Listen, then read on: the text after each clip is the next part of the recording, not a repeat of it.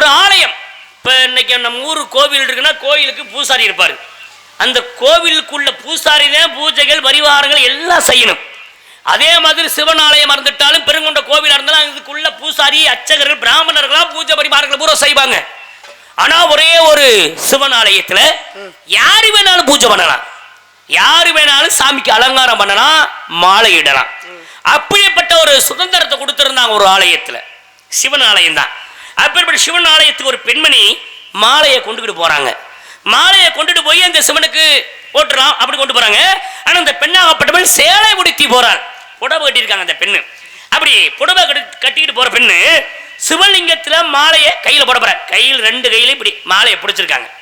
லிங்கத்துல மாலையை போட போறாங்க. போட போற நேரத்தில் என்ன ஆகுதுன்னா அந்த பெண்ணோட மாறாப்பு விலகிருது. இப்படி மாறாப்பு விலகின உடனே பெண்ணு தானே அப்ப என்ன நினைக்கிறா, சாமிக்கு மாலையிட போறோம், ஆனா சாயிற நேரத்தில் மாறாப்பு விலகுது. மாறாப்ப நம்ம சரி பண்ணோம்னா கையில மாலை இருக்கு. அப்ப அந்த மாறாப்ப சரி செய்வதா இந்த வேகம் அந்த மாலையை சிவலிங்கத்தில் போடுறதா அப்படி நினைச்சு என்ன பண்றா, இப்படி சாய்ந்த நிலையிலே இருக்கா. அந்த நேரத்தில் சிவபெருமான் பார்த்தாரு, தன் கழுத்துல மாலையிடுவதற்காக இந்த பெண்ணு சாய்ந்த நிலையிலே இருக்கின்றாளே, இவளுக்காக சாய்ந்து விடுப்போம் என்று